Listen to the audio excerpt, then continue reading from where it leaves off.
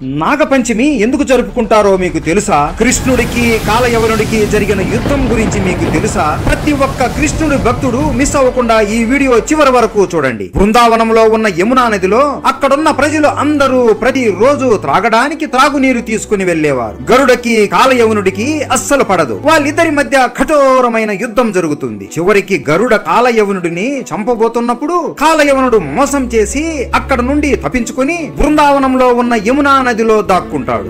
ఎప్పుడు అయితే కాలయవనుడు యమునా నదిలోకి వస్తాడో వెంటనే ఆ నదిలో ఉండే నీరు మొత్తం విషంతో నిండిపోతుంది. నీరు మొత్తం నల్లగా విషంలాగా మారిపోతుంది. చుట్టుప్రక్కన ఉండే చెట్లు, గడ్డి, పువ్వులు, పళ్ళు అన్ని ఎండిపోయి చనిపోతాయి. అటువైపుగా వెళుతున్న పక్షులు, జంతువులు కూడా ఆ గాలి పీల్చి చనిపోతాయి. బృందావనంలో ఎవ్వరు నీటి కోసం వెళ్ళినా కూడా మళ్ళీ వెనక్కి అస్సలు తిరిగి రారు. అలా కొన్ని రోజులకి చాలా మంది కనపడకపోవడం కృష్ణుడి తండ్రి అయిన నందుడు గమనిస్తాడు. అలాగే ఒక రోజు కృష్ణుడు తన స్నేహితులతో దాగుడు మూతల ఆట ఆడుతూ ఉంటాడు. కృష్ణుడి స్నేహితుడు దాక్కోవడానికి పరిగెత్తుతూ యమునా నదీ తీరం దగ్గరికి వెళ్తాడు. పరిగెత్తి అలిసిపోవడం వలన దాహం వేసి చేతుల్లోకి నీరు తీసుకుని తాగుతాడు. త్రాగిన వెంటనే నోటి నుండి రక్తం కక్కుతూ కృష్ణ కృష్ణ అంటూ గట్టిగా అరుస్తూ చనిపోతాడు. మొత్తం అతని స్నేహితులు అందరూ అక్కడికి వచ్చి చనిపోయిన మిత్రుడిని చూసి బాధతో బోరున ఏడ్చేస్తారు. అప్పుడు కృష్ణుడు అక్కడికి వస్తాడు. కృష్ణుడికి చాలా బాధ వేస్తుంది. క్రింద పడిపోయిన అతని స్నేహితుడి దగ్గరికి వెళ్లి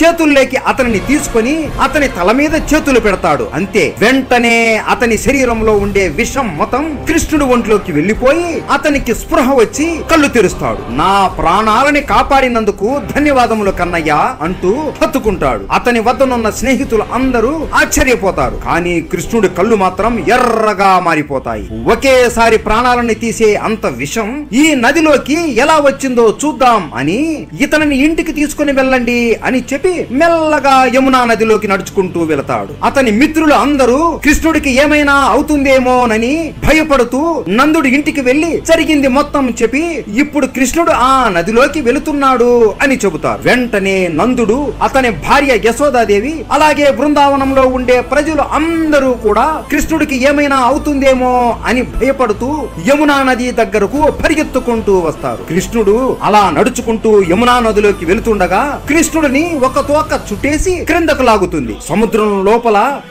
గట్టిగా నవ్వుతూ రా కన్నయ్య రా, మొత్తానికి వచ్చావా? నీ కోసమే నేను ఇన్ని రోజుల నుండి ఎదురు చూస్తున్నాను. నీ వాహనం అయిన గరుడ నన్ను చంపడానికి చూస్తుంది.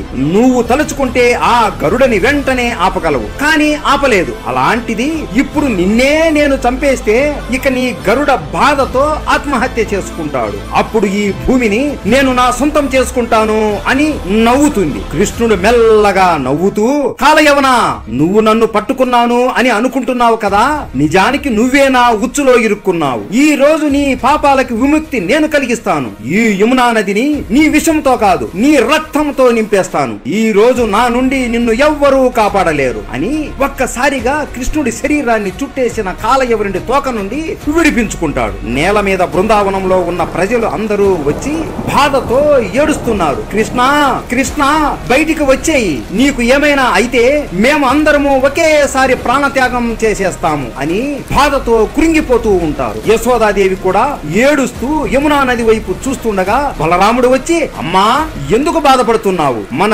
కృష్ణుడి శక్తి గురించి వీళ్ళందరికీ తెలియదు, నీకు తెలుసు కదా అమ్మా. కృష్ణుడు జగన్నాటక సూత్రధారి అని. కృష్ణుడు కేవలం ఒక సాధారణమైన పాముతో యుద్ధం చేస్తున్నాడు అంతే. నువ్వేమీ కంగారు పడకు తల్లి, మన కృష్ణుడు వెంటనే వచ్చేస్తాడు. కృష్ణుడు రాగానే నన్ను నిద్రలేపు అమ్మా అని అక్కడే నిద్రపోతాడు. కాలయవనుడు కోపంతో తన 100 పడగలు చాచి కృష్ణుడి వైపు విషం మొత్తం వదులుతాడు. కృష్ణుడు మాత్రం నవ్వుతూ తన వేణువుని ఒక సుదర్శన చక్రం లాగా గిరగిరా తిప్పుతూ ఆ విషాన్ని మొత్తం తిప్పి కొడతాడు. కాలయవనుడు కోపంతో కళ్ళు ఎర్రగా చేసి తన 100 పడగలతో వేగంగా కృష్ణుడి వైపు వస్తాడు. కాటు వేద్దామని ఎంత ప్రయత్నించినా అస్సలు కుదరదు. కృష్ణుడు చేతులు బిగించి కాలయవనుడి ముఖం మీద గుద్దుతూ ఉంటాడు. అలా ఒక్కో గుద్దు పడుతూ ఉంటే కాలయవనుడికి చుక్కలు కనబడుతూ రక్తం కక్కుతూ ఉంటాడు. అలా వాళ్ళ ఇద్దరి మధ్య కఠోరమైన యుద్ధం జరుగుతుంది. అలా కొంత సమయానికి కాలయవనుడు అలిసిపోతాడు. అప్పుడు కృష్ణుడు నవ్వుతూ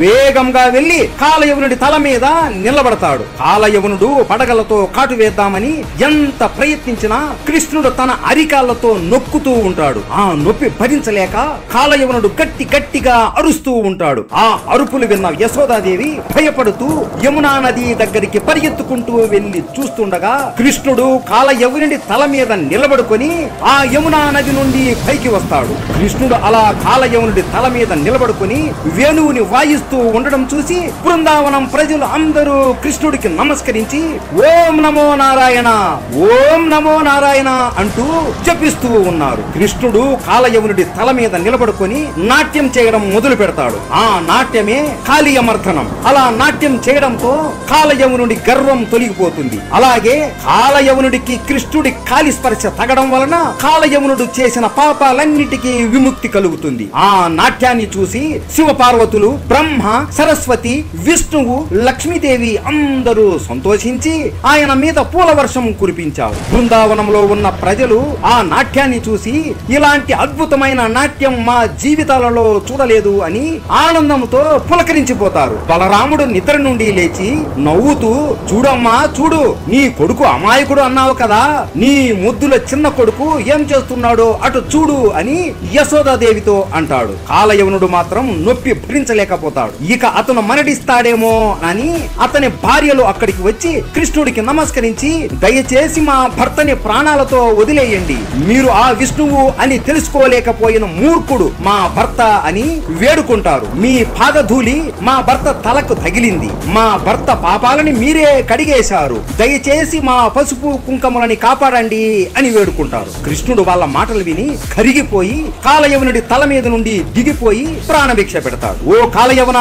నువ్వు వెంటనే యమునా నదిని వదిలి వెళ్లి మనుషులు ఉన్న చోటు ఎక్కడా నువ్వు ఉండకూడదు, నువ్వు రమణక ద్వీపానికి వెళ్లిపో, నా పాదం మచ్చలు నీ తల మీద పడ్డాయి, వాటిని చూసి గరుడ ఇక నీ జీవితంలో నీ వద్దకు రాడు. ఈ రోజు పంచమి, ఈ రోజు మనుషులు ఎవరైనా సరే మీకు పాలతో అభిషేకం చేస్తే వారికి మీరు రక్షణగా ఉండాలి అని మాట కూడా తీసుకుంటాడు. ఓ వెళ్ళిపో, వెళ్ళి నీ భార్యలతో సుఖంగా ప్రశాంతంగా కాలం గడుపు అని వదిలేస్తాడు. వెంటనే కాలయవనుడు అక్కడి నుండి వెళ్లిపోతాడు. కృష్ణుడు ప్రజలందరితో ఇలా అంటాడు, నేను నాట్యం చేసిన ఈ యమునా నదిలో ఇక నుండి ఎవరైనా స్నానం చేసినా లేదా చనిపోయిన వారికి ఈ నదిలో పిండం పెట్టినా వారి పాపాలు అన్ని తొలగిపోతాయి అని చెబుతాడు. అలా చెప్పి నడుచుకుంటూ వెళుతుండగా యశోదాదేవిని చూసి అమ్మో మా అమ్మ చూచేస్తుంది, ఈ రోజు నేను చేసిన పనికి అమ్మకి దొరికితే ఉతికేస్తుంది బాబోయ్ అని పరిగెత్తుతాడు. యశోదాదేవి ఆగు కృష్ణ ఆగు, నీకు ఈ రోజు నా చేతుల్లో ఉంటుంది